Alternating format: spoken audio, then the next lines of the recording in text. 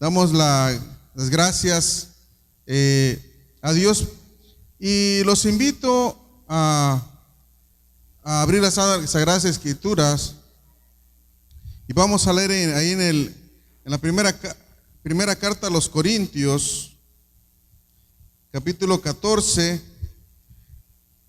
Primera carta a los Corintios, capítulo 14, en los versículos 26 y 40.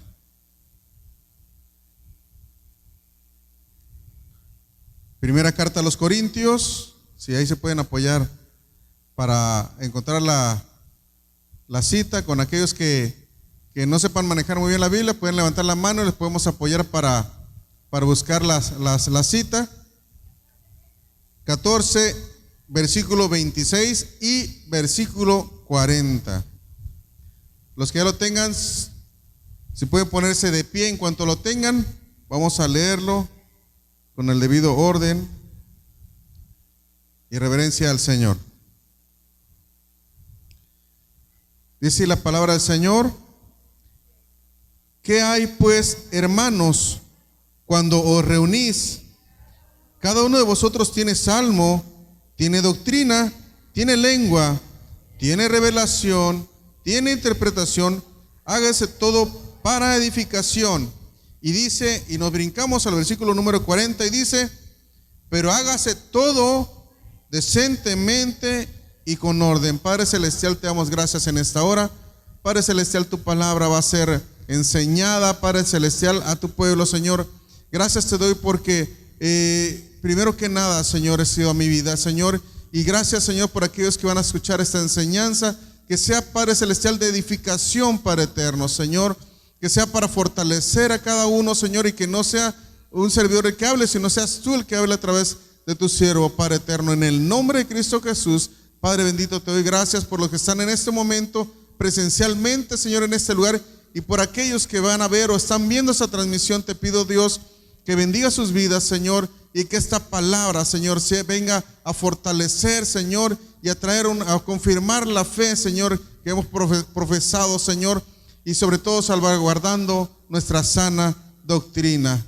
En el nombre de Cristo Jesús te damos gracias, Padre. Amén. Amén. Que pueden ocupar su lugar y estamos en la lección número 13, que es el neopentecostalismo. Parece trabalenguas, pero es precisamente lo que nosotros estamos viendo de la lección. Hoy en día hay una corriente neopentecostal que se ha ido acomodando de acuerdo a criterios, pero que muchas veces van lejos de lo que enseña la palabra de Dios. Y vamos a ver a continuación de qué se trata todo eso, pero primero que nada vamos a ver cómo comenzó esta corriente neopentecostal. Y durante la década de los años 50 comenzó a surgir ciertas comunidades cristianas alrededor del mundo una necesidad de ir más allá solamente de manifestaciones comunes del Espíritu Santo. Porque en la palabra de Dios nosotros podemos ver cómo el Señor habla en su palabra y pues dando a entender y dando en su palabra a conocer que cuando nosotros aceptamos a Dios en su corazón, en Jesucristo, en nuestro corazón, Él viene a nuestra vida, aquí en el Espíritu Santo, que dice que Él los guiará a toda verdad. Amén. Pero empezó a ver ese avivamiento y empezó a ver ese fuego en las iglesias, pero empezó a haber cierta distorsión y dando a entender que solamente si la persona que habla en lenguas es que tiene el Espíritu Santo, cuando la palabra vamos a ir viendo que habla acerca de ello. Pero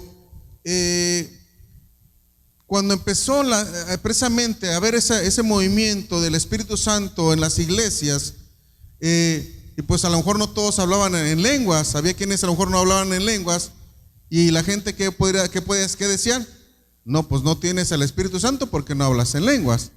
Pero cuando nosotros recibimos al Señor Jesucristo, Él viene a nuestra vida, nos cambia, dice que nosotros somos llamados hijos de Dios, somos nueva criatura. Cuando nosotros incluso aceptamos y confesamos, incluso con el bautismo en agua, que digamos no es para salvación, pero es un acto de confesión, donde nosotros aceptamos y morimos para el mundo, nosotros estamos renunciando a algo. Entonces el Señor está con nosotros. Cuando Dios está con nosotros, Él empieza a cambiar cosas en nuestra vida que nosotros comúnmente no podemos cambiar.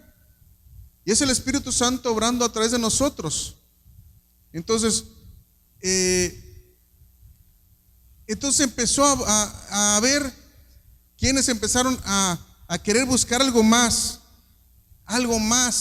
y algo más. O sea, querían algo más profundo, pero quizás en un principio buscaban más presencia de Dios y todo, pero después empezaron a tomar cosas que ya no venían dentro de la palabra de Dios, distorsionando, y a lo mejor no esa persona que empezó a buscar más, sino alguien más que empezó a escuchar sus enseñanzas, se empezaron a distorsionar, y hoy en día hay tantas corrientes las cuales están confundiéndose y haciendo entender o enseñando cosas que dicen que es el Espíritu Santo obrando, cuando no es así. Bueno, entonces vamos a ver primero que nada el origen del neopentecostalismo, y dice aquí, algunos llaman al neopentecostalismo el movimiento de la tercera ola del Espíritu. Esto alude al pensamiento de algunos teólogos que hacen un recorrido a lo largo del siglo pasado, señalando los movimientos religiosos surgidos en dicho tiempo. Dentro de ese orden histórico, la primera ola sería el movimiento pentecostal, surgido a partir del año 1901. La segunda ola sería el movimiento carismático, surgido en la década de los 60. Y la tercera ola, el neopentecostalismo, toma forma durante la década de los 80. Y el inicio de ese pensamiento neopentecostal se desarrolla dentro de las mismas iglesias, tanto pentecostales como tradicionales. Y precisamente, donde cuestionaban precisamente la manifestación de la glosolalia o el don de lenguas, hablar en lenguas, como la única evidencia del bautismo del Espíritu Santo. Y se critica la postura pentecostal sobre dicho tema, y se aboga por la liberación espiritual del creyente del simple hecho de hablar en otras lenguas, ya que a su parecer una verdadera experiencia espiritual iba más allá. Según los neopentecostales, insiste en que todos los bautizados en el Espíritu Santo deben hablar en lenguas, y es pasar por algo lo que Pablo dice en relación a los versículos anteriores, que son, dice que todos han sido bautizados en un solo espíritu. Ahí estamos hablando en primera carta de los Corintios, en el capítulo 12, versículo 13. Si alguien me puede apoyar leyéndolo. Primera carta de Corintios, a los Corintios, capítulo 12, versículo 13.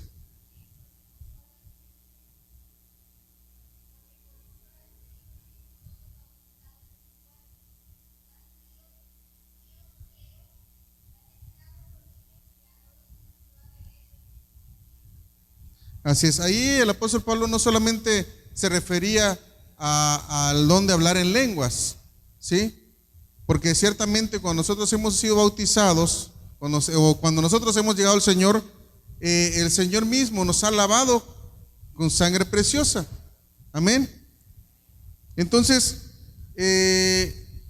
empezaron a cuestionar toda esta parte y empezaban precisamente a atacar a los líderes eclesiásticos, diciendo que estaban manipulando y querían apagar el fuego del Espíritu Santo.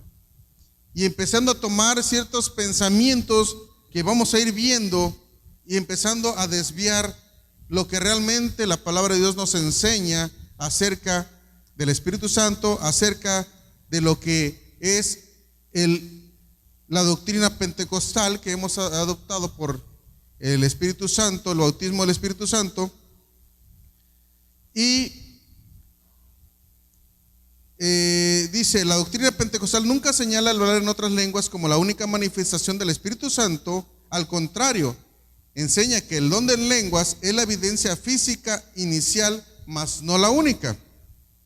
Esta doctrina es bíblica y su práctica se remonta hasta el día del Pentecostés, momento clave en la historia del cristianismo en que la función del Espíritu Santo fue ampliada a toda carne, que dice Joel 2:28, que dice que derramaré, en posteriores días derramaré de mi Espíritu Santo de mi Espíritu sobre toda carne. Eso en Joel 2:28.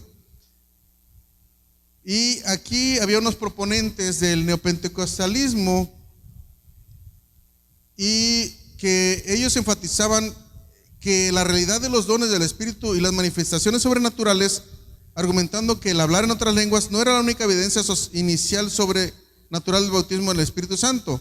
Su insistencia fue tal que ambos terminaron expulsados de sus congregaciones y denominaciones. Después de ello surgieron más líderes con el mismo sentir y las iglesias neopentecostales y sus dirigentes proliferan hasta el día de hoy en el mundo entero. De ahí surge una gran gama de manifestaciones que distan mucho de encajar en el concepto bíblico histórico del pentecostalismo. Quizás sus proponentes, como punta de lanza, tuvieron en mente una nueva brisa espiritual que le diera una perspectiva diferente al pentecostalismo y nunca creyeron que su pensamiento degeneraría en una expresión subjetiva muy distante de las manifestaciones genuinas del Espíritu Santo. A partir de aquí y de menos a más comenzaron a surgir pequeñas y grandes iglesias cuya característica principal era una experiencia sobrenatural muy por encima de lo que las iglesias pentecostales y tradicionales ofrecían. Aquí podemos ver precisamente cómo se empieza a mencionar en este estudio y vamos a entrar en el tema de cómo se empezaron a desviar, cómo en un principio quizás el anhelo por sentir más del Espíritu Santo, pero no con el orden de llevar un fundamento teológico de lo que ellos estaban experimentando, que los llevó a ir errando poco a poco de la verdad, y que hoy en día muchas veces parte de esas corrientes no tienen un fundamento bíblico para las cosas, o bien distorsionan el texto, un texto que hable de cierto punto, pero no lee ni el versículo, ni el texto anterior, o el capítulo completo, o el posterior, lo que los lleva a una confusión de la enseñanza. Eso se ve en hermenéutica, de cómo tiene que estudiarse la palabra de Dios, porque muchas veces si nos basamos en un solo versículo, pues podemos caer en el error de confundir lo que estamos leyendo.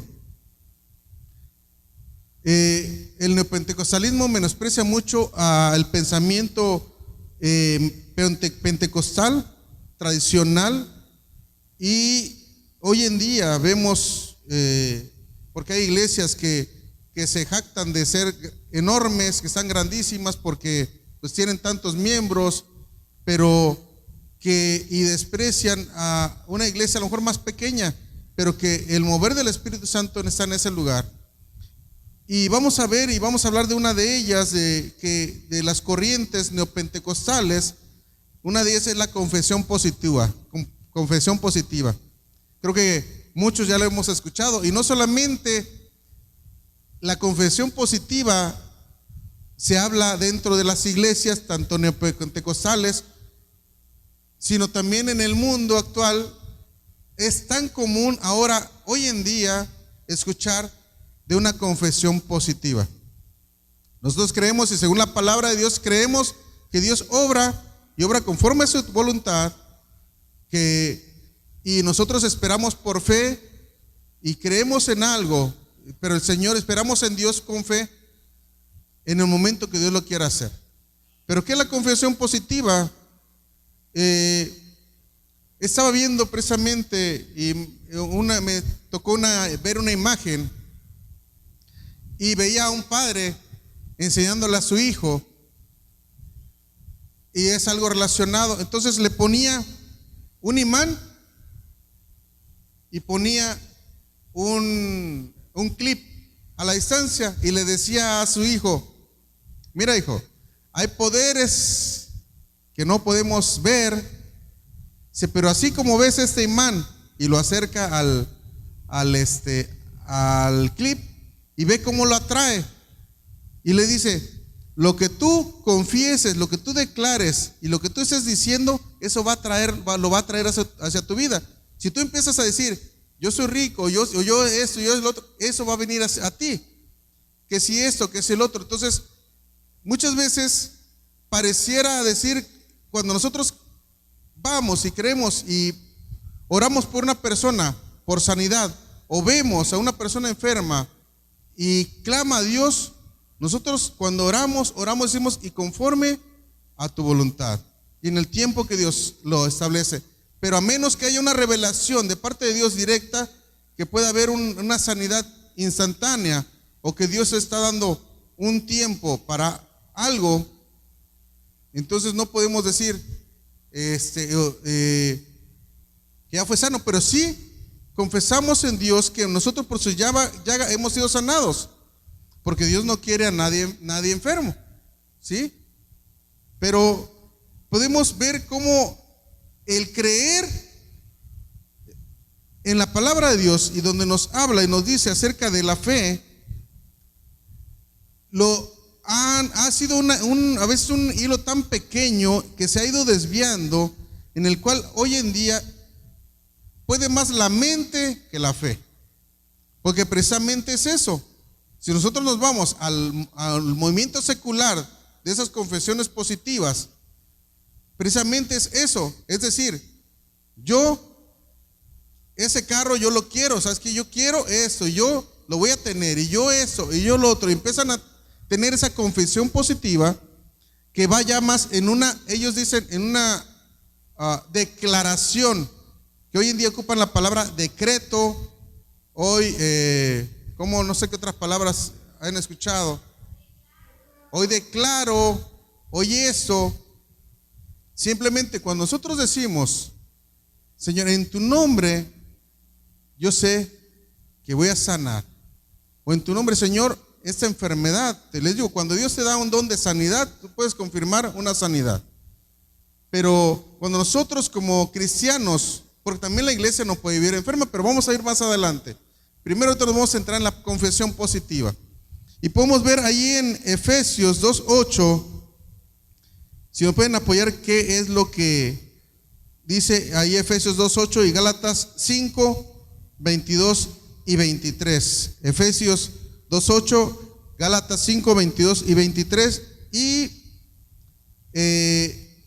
primera carta a los Corintios, capítulo 12, versículos del 8 al 10.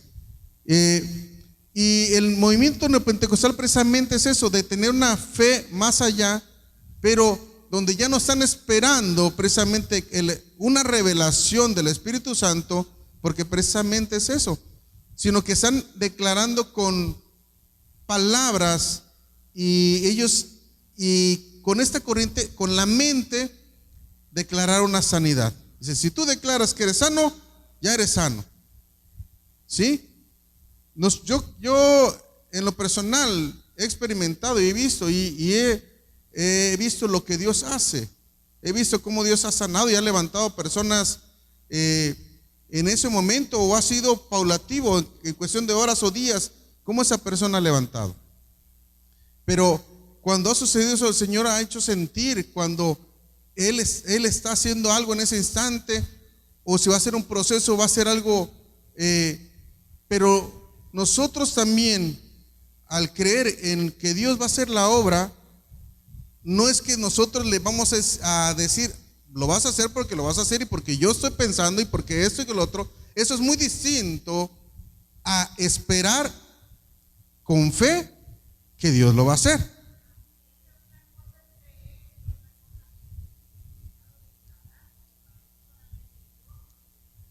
Sí, así es, porque quien confirma, quien puede asegurarlo es Dios, pero nosotros creemos en una sanidad que Dios hace. Sí, así es, y esperamos con fe la obra de Dios en nuestro cuerpo.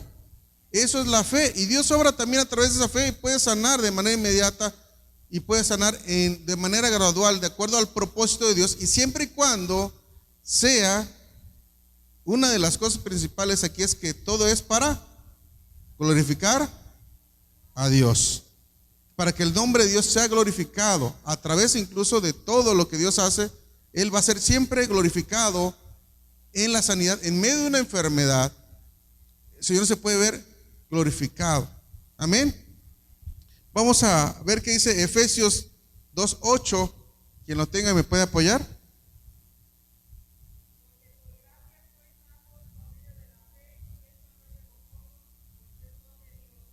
Así es, estamos hablando de la fe como don de Dios. Y vamos a ver qué dice Gálatas 5:22 y 23.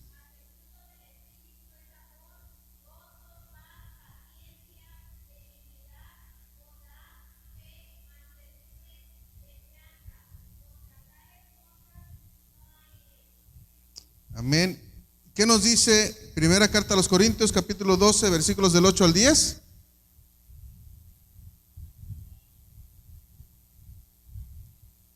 Primera carta a los Corintios, capítulo 12, del 8 al 10.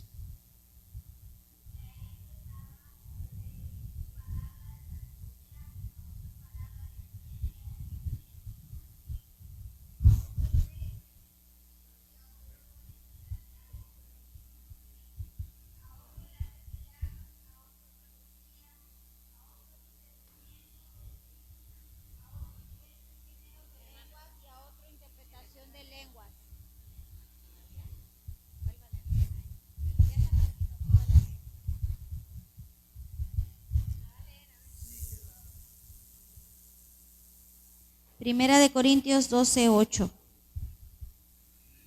Porque a este es dada por el Espíritu palabra de sabiduría, a otro palabra de ciencia según el mismo Espíritu, a otro fe por el mismo Espíritu, y a otro dones de sanidades por el mismo Espíritu, a otro el hacer milagros, a otro profecía, a otro discernimiento de espíritus, a otro diversos géneros de lenguas y a otro interpretación de lenguas. Amén.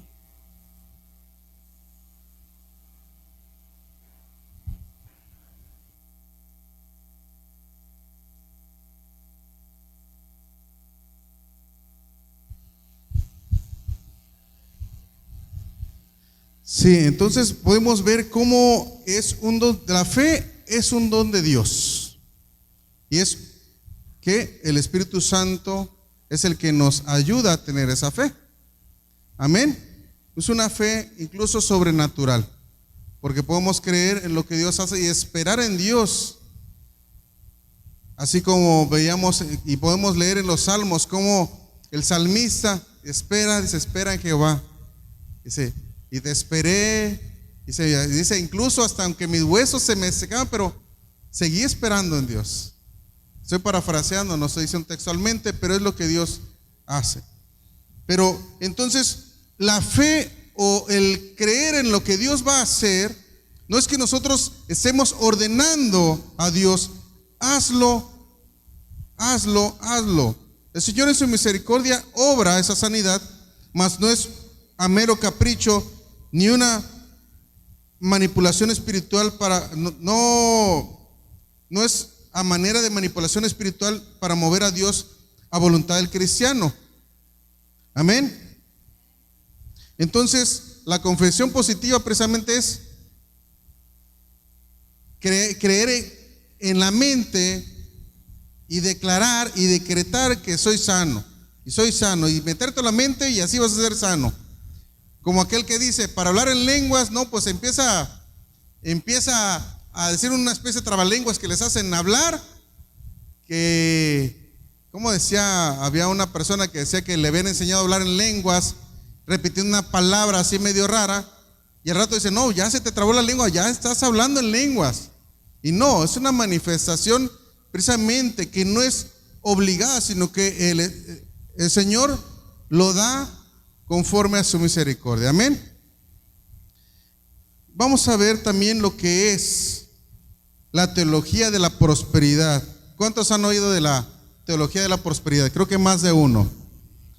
Y precisamente me ha tocado precisamente ver esta parte de manera personal, donde en una iglesia en la que asistí, una persona hablando, estando en una plática, decía que habían ido a una comunidad, a una iglesia pequeña, ¿no? Y decía, y estaban llenos de lodo, estaba cayéndose casi la iglesia, dice, o sea, y espiritualmente están mal. Para ella, para esta persona, decía que estaban mal espiritualmente porque los veía pobres. A lo cual en ese momento no tuve la oportunidad de predicar, porque ahora sí que no puede uno estar también discutiendo esa clase de cosas, porque la palabra dice que no es de Dios, no es para crear ese tipo de problemas o conflictos en ese instante. Pero no tuve la oportunidad de hablar con esa persona, pero podemos ver cómo Dios no está lejano de nosotros para prosperarnos, pero simplemente no podemos creer precisamente que para estar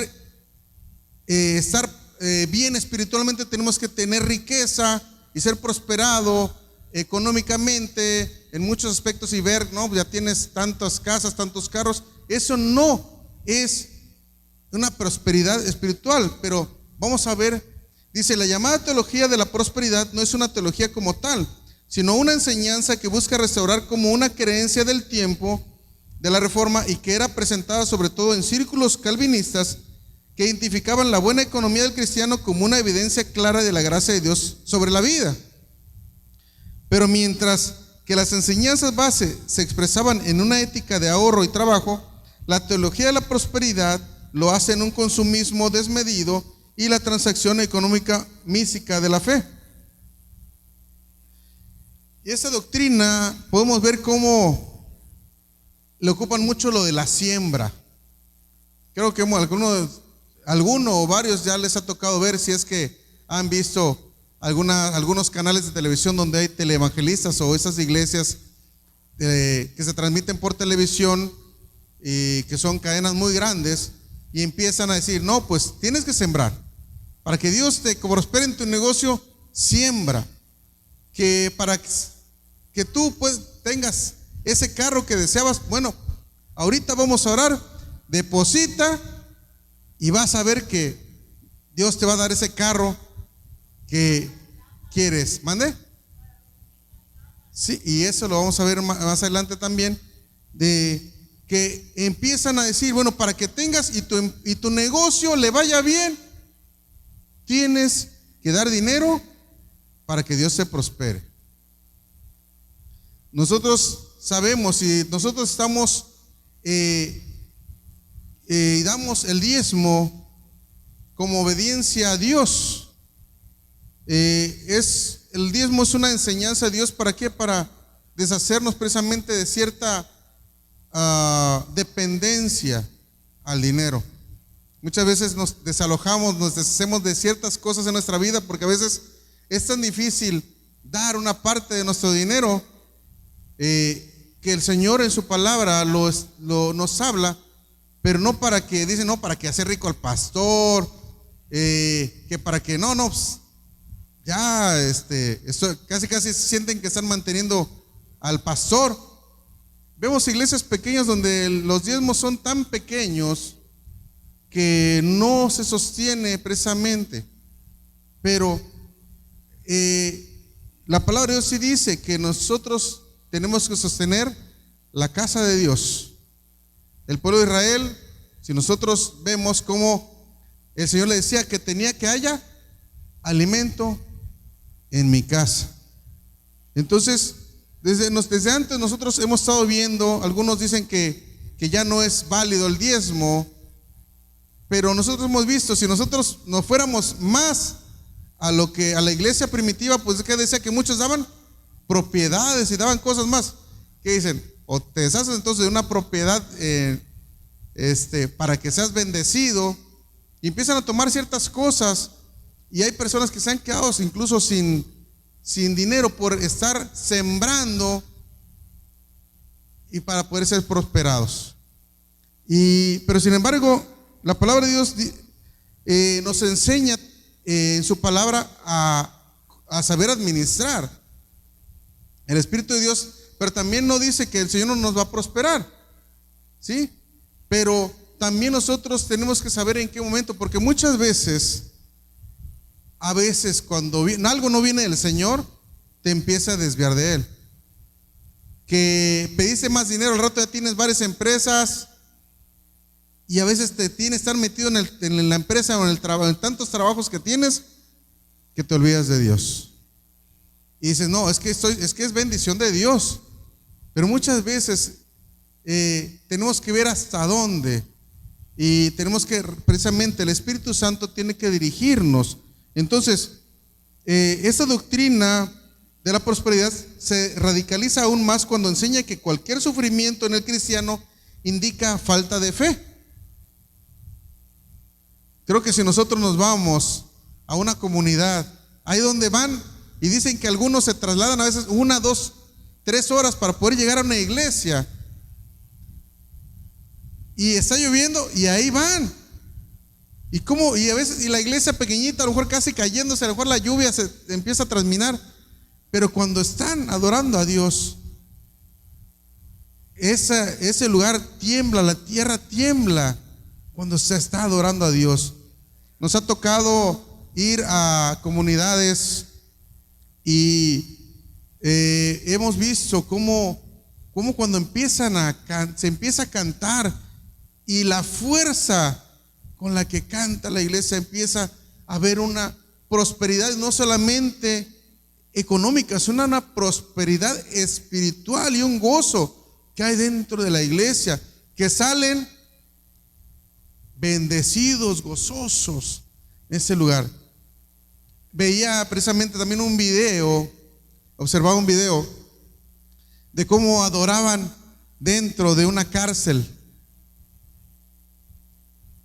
o dentro de un centro de rehabilitación, cómo cantan a gran voz, a veces con una pequeña guitarra, a veces la guitarra ni se oye porque las voces retumban en el lugar.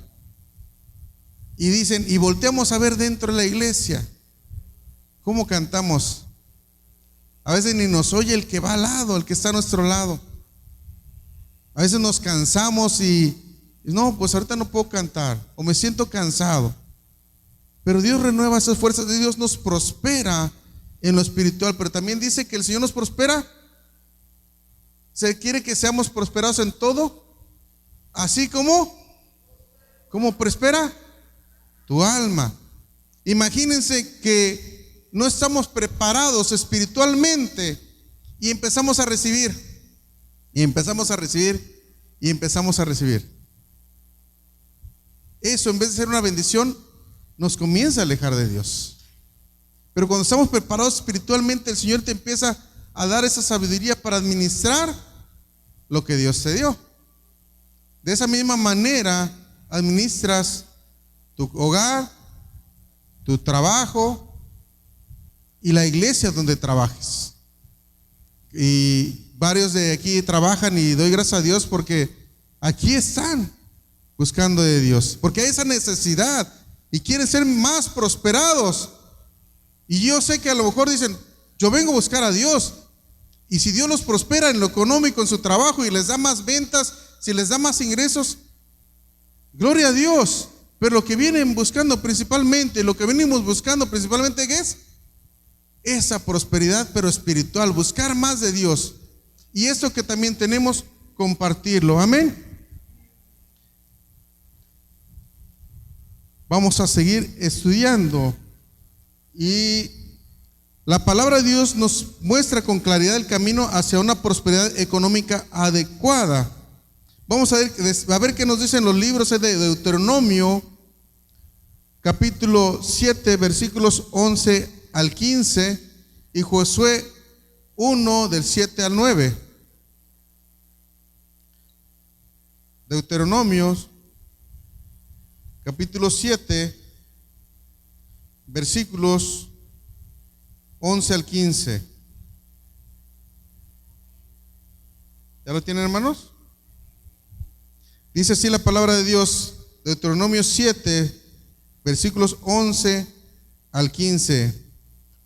Dice: guarda, por tanto, los mandamientos, estatutos y decretos que yo te mando hoy que cumplas.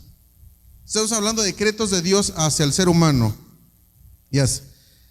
Y por haber oído estos decretos y haberlos guardado y puesto por obra, Jehová tu Dios guardará contigo el pacto y la misericordia que juró a tus padres, y te amará y te bendecirá y te multiplicará, y bendecirá el fruto de tu vientre y el fruto de tu tierra, tu grano, tu mosto, tu aceite, la cría de tus vacas, y los rebaños de tus ovejas, en la tierra que juró a tus padres que te daría.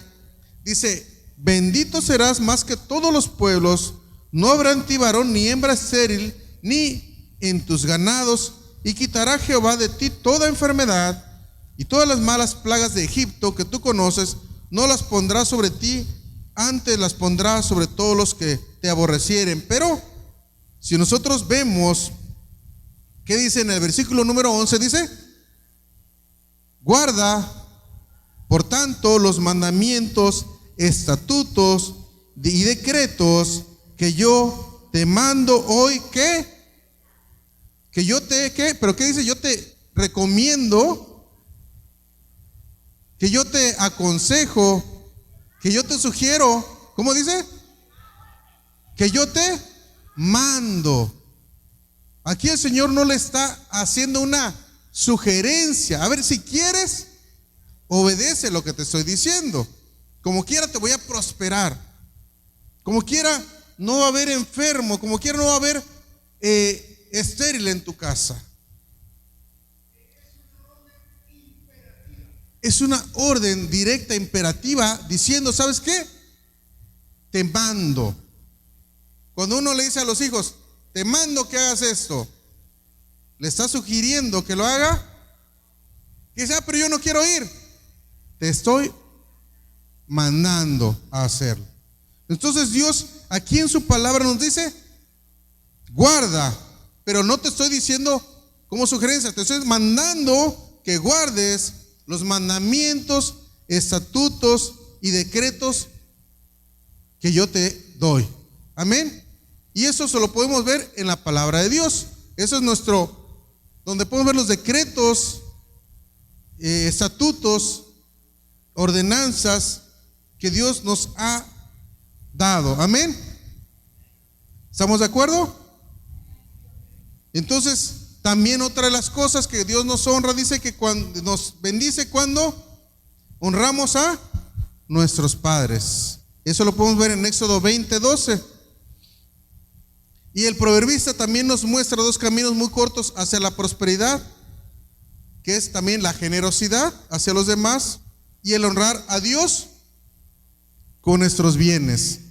Eso podemos verlo en Proverbios 11, 24 y 25, y en Proverbios capítulo 3, versículos 9 y 10. Amén. Ahora, aquí pareciera algo que se puede llegar a confundir en la parte del Evangelio de la salud. Y así como veíamos más atrás de la parte de la prosperidad, de la salud, ¿qué dice? Siembra para que Dios te sane. Y a veces le quieren poner precio a la sanidad. Recordando atrás lo que la Iglesia Católica hacía, que vendía las indulgencias y cobraba tanto. Si la gente no tenía dinero, ya pues no podían ser sanos. ¿Por qué? Porque ellos perdonaban sus pecados si no daban una aportación, cayendo en lo que anteriormente el pueblo de Israel había caído, que era porque Dios dio una ordenanza de sacrificar, del sacrificio por los pecados. Eso llevándolo como el símbolo de lo que el Señor Jesucristo iba a hacer en la cruz del Calvario. Pero el pueblo de Israel empezó a tomarlo ya como negocio. ¿Sabes qué? Pero el Señor Jesucristo fue muy respetuoso también de la ley. Porque también cuando el Señor Jesucristo sanó a un ciego, también creo que fue un ciego, bueno, hubo una sanidad en la cual el Señor le dijo, bueno, ves, preséntate ante el sacerdote y ofrece lo que de acuerdo a la ley de Moisés establece que tienes que ofrecer ante Dios como gratitud por lo que Dios hizo. Amén. Pero el pueblo de Israel ya había caído en un negocio, tanto para ese perdón de pecados como para la sanidad. Ya había, y el Señor Jesucristo precisamente tuvo ese conflicto con los fariseos. ¿Por qué? Ya había también vendimia, tal que había animales y ya era un negocio y era tal el comercio que el Señor Jesucristo se enojó. ¿Y qué dijo? Mi casa es casa de oración. No es no es una cueva de ladrones. Y eso es lo que nosotros estamos en contra, de acuerdo a la palabra de Dios, porque la sanidad, el perdón de pecados son gratuitos. Por eso el Señor Jesucristo vino a morir en la cruz del Calvario y dice que por su llaga hemos sido nosotros curados. Entonces es cuestión de pedirle al Señor. Y también dice, como vimos más atrás, que nosotros también tenemos que guardar sus decretos para ser sanos. Y aún así el Señor mismo en su misericordia nos sana. Incluso vemos como gente inconversa Dios la ha sanado, porque quizás ha venido aquí a este lugar, pero Dios lo sana. ¿Y qué sucede al paso de los días? Se olvida y se va. Pero es la misericordia de Dios, porque dice que Él que dice tiene misericordia de quien quiere tener misericordia. No es del que yo quiera como ser humano. Es que, Señor, a Él se lo merece más. Pero el Señor tiene misericordia de quien quiere tener misericordia. Y precisamente, tal vez sacar anécdotas, pero el Señor un día nos tocó orar por una persona que estaba desahuciada. Creo que ya en alguna ocasión la he compartido. Y esta muchacha era una muchachita de 22 años que la habían mandado a su casa. Había estado en el hospital regional, había tenido 3 comas, está entrado 3 veces en coma, y ya creo que había tenido un paro, 2 paros, y le dijeron a la familia, llévensela. Y en esa ocasión íbamos pasando por ese lugar de unos familiares, y nos dicen, pueden orar por esa persona. Y pues no veníamos adecuadamente vestidos, pero el Señor nos puso en ese lugar. Y cuando Dios nos pone en un lugar y está el momento para nosotros hacer la voluntad de Dios, porque dice que el Señor nos ha ordenado orar unos por los otros y que el Señor haga su voluntad. Y pues el Señor permitió que oráramos por esta persona que ya estaba la piel pegada al hueso, y ya le habían dicho que pues se preparara la familia, pues para nada más ya esperaban horas o días para que muriera esta persona.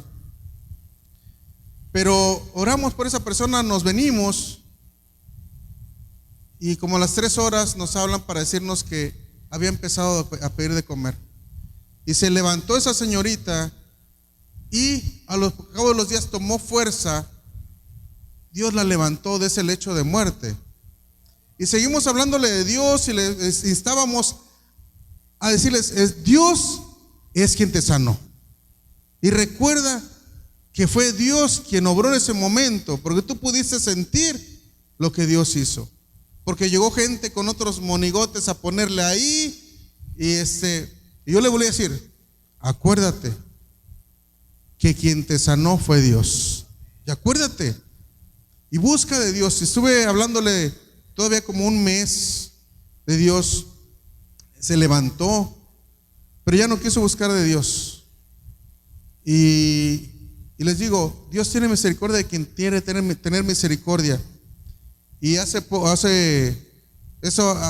aproximadamente como 10, 12 años, y esa persona tiene como 22 años, hoy tendría como 34 años, no quiso buscar de Dios y precisamente murió por enfermedad muy parecida a la que estuvo en ese tiempo, pero no quiso reconocer a Dios en su corazón, no quiso cambiar sus malos caminos y convertirse a Dios.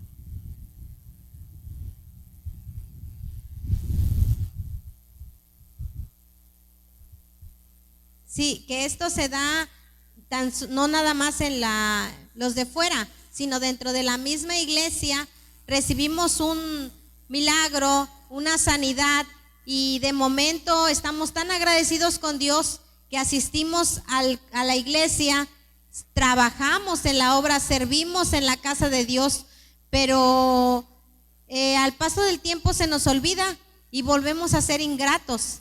Nos quedamos ya en la casa, ya no queremos estar en la iglesia. Sí, Dios hizo esta obra en mí, pero a mí al tiempo se me olvidó. A Dios no se le olvida y Dios no se olvida de nosotros, pero nosotros somos ingratos. No queremos buscar a Dios. La obra, el milagro que Dios hace en nosotros es permanente, pero nosotros a veces no permanecemos dentro de la iglesia. No queremos estar activos, o ya vemos que tal hermanita me hizo la mueca, que esta persona me hizo acá, ya no voy a servir a Dios. Y yo siempre he dicho, Dios no te ha hecho nada a ti, Dios no nos hace nada a nosotros, pero nosotros sin embargo queremos desquitar con Dios, o se nos olvida simplemente y queremos ya vivir la vida como nosotros queremos y no como a Dios le agrada.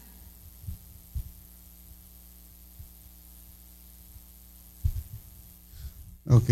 Sí, pues, y les digo, Dios no quiere que nadie esté enfermo. Dios no, pero hay que ver precisamente cuál es el propósito de Dios en nuestra vida. Amén.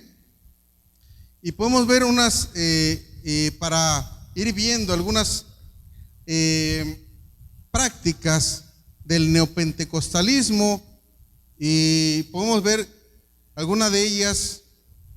Pero podemos ver lo que dice la palabra de Dios que leíamos en la cita bíblica, que decía en 1 Corintios capítulo 14, 40, ¿qué dice? Hágase todo decentemente y con orden. Y podemos ver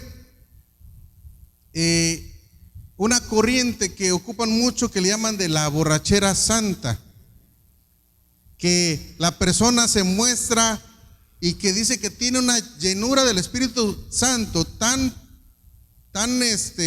desbordada que los hace sentir y actuar como borrachos.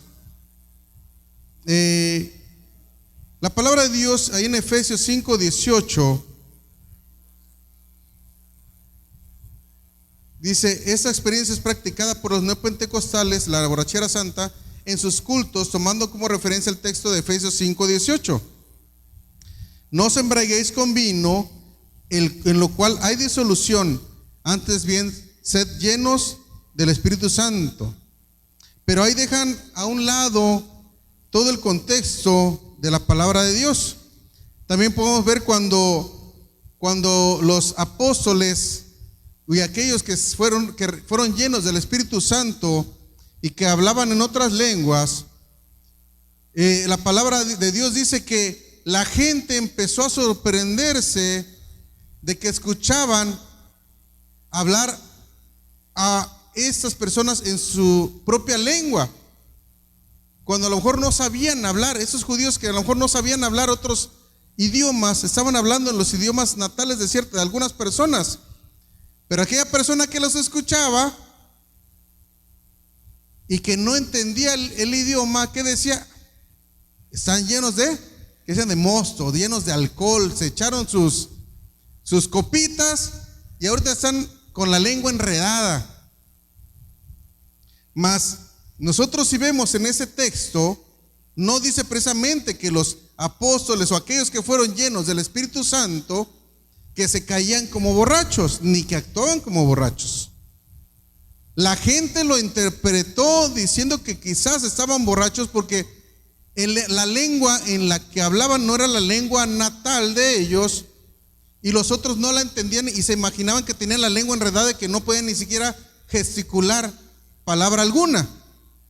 Quizás hemos visto una persona que ha abusado del alcohol y a veces la lengua se le enreda, la cual no te dice algo y no le entiendes lo que te dice. Y las personas lo tomaban de esa manera, pero el fundamento bíblico de estas personas también ocupan esa parte para decir, es que están así como los 120, así nosotros también estamos actuando. Pero cuando sale muy fuera del contexto, porque si nosotros salimos a la calle así con esa llenura del Espíritu Santo que dicen ellos tener, y ven que la persona se va cayendo, ¿qué piensa el inconverso de él? Dice, no, se echó sus copitas ahí dentro de la iglesia y mira, y son cristianos. O sea, entonces se sale del contexto bíblico que dice que se haga todo, dice, decentemente y con orden. Entonces vemos cómo se sale del contexto de la palabra de Dios. Entonces cuando nosotros vemos una situación que tenemos duda, nos vamos a la palabra de Dios. Nos dice, ¿sabes qué? Tiene que ser todo con orden. Amén. Entonces, también hay otra de las cosas, y la llamada risa santa. Que hay risa santa, hay vómito santo, hay tantas cosas que hoy en día han estado sacando. Y precisamente aquí nosotros podemos ver las funciones del Espíritu Santo, y el Espíritu Santo no se manifiesta de una manera, ¿cómo decirle?, desordenada. Entonces, cuando uno presencia ese tipo de cosas, el Espíritu Santo te hace sentir cuando no es algo adecuado. Yo hace muchos años tuve la oportunidad de asistir a una iglesia grande por apoyar a una familiar que estaba buscando de Dios. Y dije, bueno, pues nos invitó a una semana del Espíritu Santo. Y bueno, vamos a acompañarla porque ella quería ir a asistir. Bueno, pues ya es donde está yendo, pues vamos a animarla y vamos a ver de qué se trata. Y estaban orando, y empieza una persona y empieza una a reírse, y luego empieza otra a reírse, y luego empieza otra a reírse, y lejos de sentirme cómodo, empecé a sentir en mi ser un temor, no sé cómo expresar esa palabra, pero a sentir algo raro y sentir que no era algo de Dios. Que el mismo pastor que está dentro de esa iglesia mismo le dijo, y mandó a los sugieres a caerlos, y ya sé quién eres, así dijo, y le dijo a los sugieres que se los llevaran. Pero han permitido esa clase de cosas dentro de la iglesia, y empezó a reírse uno, empezó a reírse otro, y créanme que sentí hasta como escalofríos de ver esa parte. Pero toman parte de la palabra de Dios y lo sacan de contexto, donde dice que su boca se llenará de risa. O sea, y empiezan a reírse de una manera descontrolada y loca, que va muy fuera de eso. Hablar de risa es hablar de gozo. El Señor te llena de gozo. Cuando nosotros estamos contentos, sonreímos. Cuando el Señor nos ha dado algo, nos llena de un gozo, que a veces gritamos. O cuando está su equipo favorito jugando, ¿qué dicen? Y gritan gol con una euforia tal que demuestra el gozo que tuvieron porque su equipo metió un gol. Que nosotros como cristianos tenemos que glorificar a Dios de esa misma manera, porque hemos recibido y tenemos en Jesucristo vida eterna, que todavía no la alcanzamos, como dice el apóstol Pablo, pero vamos en camino a la meta. Estar gozosos porque Dios nos ha sanado, porque Dios nos ha libertado, porque Dios ha hecho grandes cosas, pero nos gozamos y hay un orden. Hay un orden en todo. Precisamente también cuando el Espíritu Santo empieza a estar dentro de la iglesia, a ver una manifestación fuerte del Espíritu Santo, y empiezan a hablar en lenguas, 2, 3, dice la palabra de Dios, que si hay 2 o 3 con volumen alto, si no hay interpretación de lenguas, dice, callen.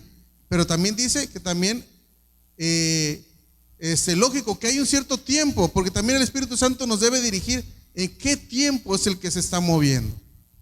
Pero si no hay una interpretación, si no hay interpretación, dice que nosotros pidamos a Dios para que haya interpretación y pueda ser edificada la iglesia, porque el que ora en lenguas se edifica a sí mismo.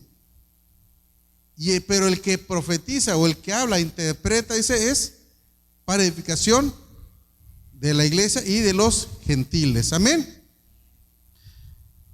Y volvemos a tomar la parte de la sanidad divina. La sanidad divina que, les digo, hoy en día lo toman como negocio. Vemos, hay unos que dicen que van a traer agua del río Jordán y la venden. Amén. Y les digo, y lo común es que siembran, que compran, que venden esto. Mira, esta agua la trajimos y te cuesta tantos dólares y tú vas a ser sano. Tomando en cuenta partes de la Biblia que han tomado de cuando vemos que llevaban algunas prendas de sus familiares, dice que oraban y eran sanados. No significa que así realmente tiene que ser todo el tiempo, sino porque Dios les dio una revelación a ellos y por ese motivo oraron de esa manera. Podemos ver cómo Dios le dio discernimiento a los apóstoles para orar de cierta manera. De diferente manera el Señor actuó. El Señor actuó a través de la sombra, dice, de Pedro, del poder y esa presencia de Dios que estaba sobre Pedro. También él oró directamente y le dijo al ciego, ¿qué dijeron? No tengo oro ni plata, pero más lo que tengo te doy. Y en el nombre de Jesús, levántate. Amén. Y vemos, pero eso es cuando Dios le da discernimiento para todo eso. Pero no iban a cobrar por eso. Amén. Y hoy en día vemos también que para que la persona manifieste sanidad, dicen que tiene que vomitar. Me ha tocado ver. Quizás, porque yo me ha tocado ver liberaciones y he visto, algunos han llegado a vomitar, porque a veces el mismo espíritu inmundo hace actuar a una persona de manera desordenada y llega a vomitar y sale vociferando, diciendo cuánta maldición ese demonio, pero no por ello esa persona después tiene que estar vomitando, porque si sigue vomitando y sigue haciendo esa clase de cosas desordenadas, quiere decir que entonces no ha sido libre. Y esas personas manifiestan que deben de vomitar, o como le llaman, le digo, algunos tienen la corriente del vómito santo y otras mucho peores que no quiero mencionar, que dicen que son cosas santas, que distan muchísimo de todo ello. Ya tienen hasta sus vacinicas y cosas listas para aquel que va a vomitar y todo eso, y algunas otras cosas. Pero no tiene ninguna base bíblica para asegurar tal cosa. Entonces, nosotros tenemos que pedir la sabiduría de parte de Dios, y que si en algún momento nosotros vemos una situación, una acción de esas, poder entender, porque nos ha tocado ver situaciones, incluso ha habido personas que han traído como predicadores que supuestamente alguien los recomendó, y muchas veces vienen haciendo cosas que no son apropiadas.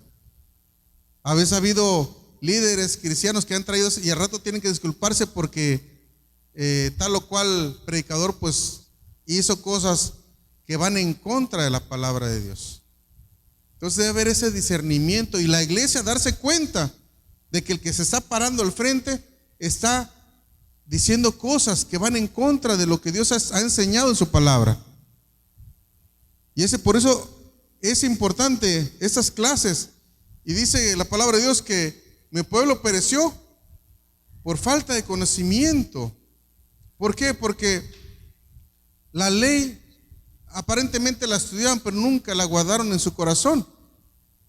Porque precisamente cuando el Señor dice que te ordeno que guardes mis estatutos, mis leyes, pero también en Deuteronomio 30, 29, por ahí dice que las guardemos en nuestro corazón, porque aprenderlos no nos va a servir de mucho. Cuando nosotros guardamos la palabra de Dios en nuestro corazón, el Espíritu Santo es el que nos empieza a redarguir, y cuando estamos haciendo algo, no, pero Señor, tu palabra dice esto. O cuando alguien se acerca y te dice, no, es que tú tienes que hacer esto para que Dios te perdone, tienes que irte caminando de rodillas toda la cuadra y llegar acá para que Dios te perdone. El Señor ya hizo un solo sacrificio por todos nosotros, y fue el único sacrificio que pudo pagar por nuestros pecados, hacernos libres de ese yugo que estábamos, porque estábamos bajo una autoridad, porque el hombre entregó esa autoridad a Satanás. Pero cuando el Señor Jesucristo vino a morir, vino a pagar por los pecados de toda la humanidad, hacernos libres gratuitamente. Porque tan solo podemos ver a ese ladrón o a ese malhechor que estaba en la cruz al lado del Señor Jesucristo. Eran dos que estaban ahí, pero uno le dijo al Señor Jesucristo, acuérdate de mí, Señor, cuando estés en el paraíso. Pero ¿qué hizo el Señor? Le dijo, de cierto te digo que hoy estarás conmigo en el paraíso. Y fue gratuitamente, no tuvo que hacer penitencia, no tuvo que dar dinero, no tuvo que hacer absolutamente nada, sino que el Señor en su infinita misericordia y su gracia lo rescató. Aunque murió ahí, y murió quizás, y pasó lo que tenía que pasarle a todos aquellos que estaban colgados en una cruz, porque el Señor Jesucristo no pasó por lo mismo, porque Él expiró antes. Porque aquel que quedaba vivo y duraba todavía en la cruz, dice que le quebraban los huesos, y era martirizado hasta que muriera esa persona. Y quizás pasó por todo ello, pero él ya tenía ganada ese lugar, porque dice que él fue a preparar lugar. ¿Y de qué color? Dice, fue a preparar morada. Entonces, el Señor nos habla en su palabra y tenemos que ser muy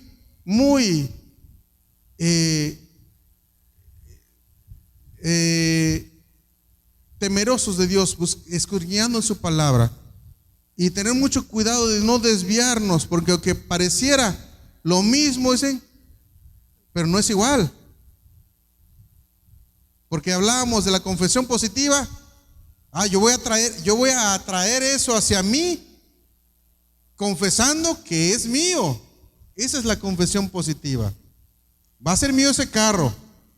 Esa es la confesión positiva.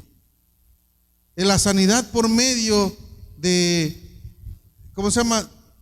De dar para recibir a cambio, de sembrar precisamente, el estar, el querer decir que aquel, como no es prosperado económicamente y no tiene carro, anda a pie, no tiene, que esa persona está mal espiritualmente, no es correcto. Quizás esa persona es más prosperada espiritualmente porque se goza en lo que tiene y él está totalmente agradecido con Dios. Y les digo, podemos ir a las comunidades donde a lo mejor no hay nada y los vemos más gozosos todavía. Es decir, bueno, como cuando Satanás se quedó sorprendido, y eso lo dice la palabra ahí en Job, porque ni él mismo se lo esperaba, cuando le pidió a Dios poder ir en contra de Job. Y dice la palabra de Dios que le pidió permiso, porque Dios nosotros estamos bajo la cobertura de Dios, y nosotros no nos pasa ni nadie nos puede tocar si Dios no lo permite. Y podemos ver cómo Satanás se fue acercando y dijo, no, pues te da la gloria, a ti te glorifica, pues porque tiene tantas posesiones. Mira, tiene los hijos más hermosos, tiene ganado, tiene esposa, tiene 1000 cantidades de siervos. Mira, permíteme quitarle para que veas cómo te maldice. Pero cuando le quita una cosa, primero le arrebató los hijos, luego le roban el ganado, le matan a sus empleados, y se todavía no terminaron de darle la noticia a Job cuando llegaba otro y otro y otro tras otro. Pero él en su pensamiento quizás, él al momento a lo mejor primero se sintió tristeza, pero podemos ver en todo ese proceso de todo lo que vivió, cuando incluso su propia esposa le dijo, pues maldice a tu Dios y muérete de una vez. Pero él dijo, ¿acaso vamos a recibir de Dios solamente los bienes o lo bueno y lo malo no? Y dijo, si desnudo vine de vientre de mi madre, pues desnudo voy a volver, porque a fin de cuentas nada de lo que tengamos nos vamos a llevar.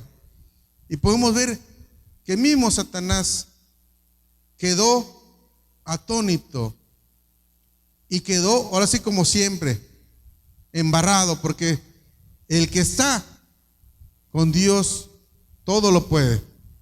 Y podemos ver cómo Job pudo glorificar a Dios, y todavía Dios dice que lo prosperó aún más, porque vio esa confianza de Job en Dios. ¿Por qué? Porque sabía Dios que si Job pudo manejar esa cantidad de dinero y ser una persona fiel ante él, si le daba más, sabía que iba a ser la misma persona administrando ese dinero y que no se iba a alejar de Dios. Por eso la prosperidad de Dios tiene que ir conforme a tu prosperidad espiritual, porque sabe Dios que si te compras un carro y dices, no, pues Señor, dame ese Ferrari, y estás, insiste, bueno, te va a decir el Señor, bueno, ahí está el Ferrari. Pero al rato, ¿quién va a pagar la tenencia? ¿Quién va a hacer los pagos mensuales? Termina el rato, en vez de ser una bendición para la persona, termina siendo un mal. Entonces Dios sabe hasta dónde. Entonces nosotros tenemos que estar conformes a lo que Dios nos da. ¿Sí? Si Dios nos da más, gloria a Dios. Amén. Entonces, tenemos una de las premisas más importantes de los pentecostales es que naveguemos con la bandera de la fe y la razón. El Señor es un Dios de orden que a través de su palabra nos enseña la manera adecuada de exteriorizar su presencia en cada vida. Hay dones que ejercer, ministerios que cumplir y un fruto espiritual para dar evidencia de madurez. El verdadero cristianismo no es manipulación en ninguna de sus prácticas, no la usa. La vida cristiana es gozo, es amor, es esperanza, es paz en el espíritu. Es necesario seguir experimentando la llenura del poder del Espíritu Santo en la vida personal, en libertad para edificación propia y de la iglesia. Y dice, pero hágase todo decentemente y con orden. Que el Señor nos ayude a saber discernir precisamente el Espíritu Santo que está en ustedes, que está en mí, que si a lo mejor no hablas en lenguas, bueno, pídeselo al Señor, pero eso no quiere decir que no tienes el Espíritu Santo en tu vida, porque Él es el que dice que te convenció de pecado. Amén. Es el que te hizo reconocer que eres pecador. Porque cuando nosotros llegamos a las plantas del Señor, y muchas veces es que lloré, ya hubo algo que me hizo llorar, es el Espíritu Santo que te hizo derramar tu corazón delante de Dios. Y hoy te invito a que te pongas de pie y que el Señor nos ayude y que su Espíritu Santo nos dirija y nos ayude a tomar buenas decisiones, a esperar en Dios con sabiduría, a esperar en Dios en sanidad, porque Dios no quiere un pueblo enfermo. Dios es un Dios que dice que Él nos ha traído y que no habrá plaga que toque tu morada. Y muchas veces la iglesia ha estado llena y a veces de enfermedad y ahí están todos enfermos. No es porque sea por pecado, es porque Dios se quiere manifestar en tu vida. Solamente tienes que humillarte delante de Dios, clamar a Él y con fe esperar en Dios esa sanidad. Y no es una confesión positiva, es creer que Dios lo va a hacer en su momento, porque Dios nunca llega tarde, Él siempre llega a tiempo. Padre Celestial, en esta hora te damos gracias, Padre, por tu palabra, Señor. Gracias, Señor, porque ciertamente, oh Dios, ha habido tanta confusión hoy en día, Señor, que Padre Celestial, ha habido tantas versiones erróneas o erráticas, Señor, que enseñan, Señor, cosas que van en contra de tu palabra. Ayúdanos a discernir, Padre Celestial, como pueblo tuyo, como hijos tuyos, Señor, llenos de tu presencia, de tu Espíritu Santo, Señor, que nos dirija, Señor, a saber y discernir entre lo bueno y lo malo, Padre Celestial. Señor, ayúdanos como iglesia, Señor, como pueblo tuyo, Señor, a esperar en ti, Señor, a esperar en ti, Señor, a saber esperar. Así como tu siervo Job esperó, Señor, aún si tú le sanabas o no, Señor, él estuvo esperando y él fue sano y lo levantaste, Señor, y dice tu palabra que lo prosperaste aún más de lo que ya había sido, Padre Celestial. Y ciertamente, Señor, hemos pasado o estamos atravesando alguna enfermedad, Señor. Permite que podamos creer, Señor, y tener esa fe, Padre Celestial, para poder esperar el tiempo perfecto tuyo, Padre Celestial. Pero sobre todo, que tu nombre sea glorificado en el proceso que hemos estado viviendo o que estamos pasando, Señor. Porque principalmente que tu nombre sea exaltado y glorificado en cada momento de nuestra vida, sea, Señor, en momentos buenos como en momentos malos, Señor, tu nombre sea exaltado y glorificado, Padre Celestial. En el nombre de Cristo Jesús, te pido por toda tu iglesia, Señor.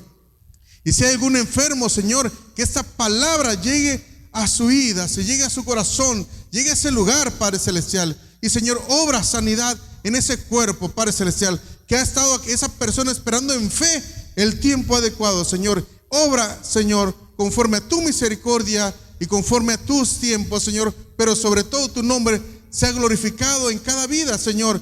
Y que, Señor, estaremos oyendo aquí los testimonios, Señor, de provisión, de sanidad, Señor, Padre Celestial. Porque sé que tú provees, Señor, tanto económico, Señor, como, Padre Celestial, en todas nuestras áreas de trabajo, Padre Celestial. Aquel que no tiene trabajo, provéele, Señor. Y sé que, Señor, que cada uno pueda reconocer que viene de ti, Señor, y que también seamos sabios para saber hasta dónde llegar, Padre Celestial. Porque ciertamente si un trabajo no nos permite, Señor, buscar de ti, Señor, y nos agota, Señor, que sepamos entender que va, Señor, que quizás no es el lugar apropiado, Señor, pero que tú vas a poner en su momento el lugar apropiado, Señor, donde podamos estar, Padre Celestial, y podamos, Señor, tener ese tiempo para buscarte, Padre.